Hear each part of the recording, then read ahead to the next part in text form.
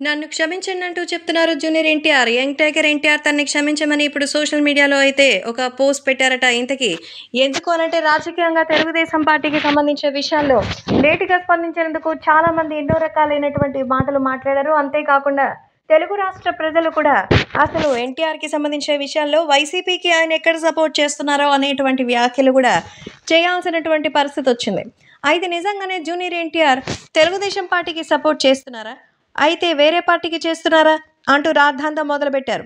మరి ఎన్టీఆర్ ఒక్కసారి చెప్పినప్పుడు దాన్ని పట్టించుకోకుండా మళ్ళీ మళ్ళీ ఎన్టీఆర్ ఆ పార్టీకి సపోర్టా?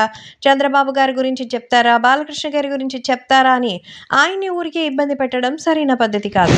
సో, జూనియర్ ఎన్టీఆర్ ఎప్పటికీ చెప్పినట్టే చంద్రబాబు గారిని తన మావయ్యగా, బాలకృష్ణని బాబాయిగా ఇంకా అనుకుంటున్నారు కాబట్టే పార్టీ గెలిచిన ఆనందంలో శుభాకాంక్షలు అందించారు.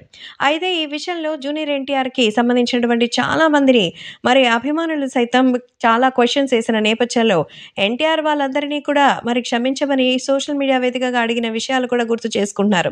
ఇక ఎన్టీఆర్ 'దేవర' సినిమా విషయానికొస్తే అది కూడా ఆలస్యం అవుతూనే వెళ్తోంది. ఎప్పుడో రావాల్సిన మూవీ ఇంకా 3 ఏళ్ళు అయిపోతున్న నేపథ్యంలో ఎప్పుడు ఇంక తీసుకొస్తారని అభిమానులు సైతం నైరాశ్యంలోకెళ్ళిపోతున్నారు. సో, కొరటాల శివ దర్శకత్వంలో జాన్వీ కపూర్ హీరోయిన్‌గా వస్తున్న ఈ సినిమాకి యువసుధ ఆర్ట్ పిక్చర్స్ అలాగే ఎన్టీఆర్ ఆర్ట్ సంయుక్తంగా నిర్మిస్తోంది. సో, ఈ సినిమాని దసరా కానుకగా అక్టోబర్ 10వ తేదీన రిలీజ్ చేయడానికి సిద్ధం చేస్తున్నటువంటి సంగతి తెలిసిందే. కాబట్టి సినిమాని తొందరగా మీకు అప్డేట్‌లోకి తెస్తానని ఎన్టీఆర్ అభిమానులకు చెప్పినట్టుగా సమాచారం.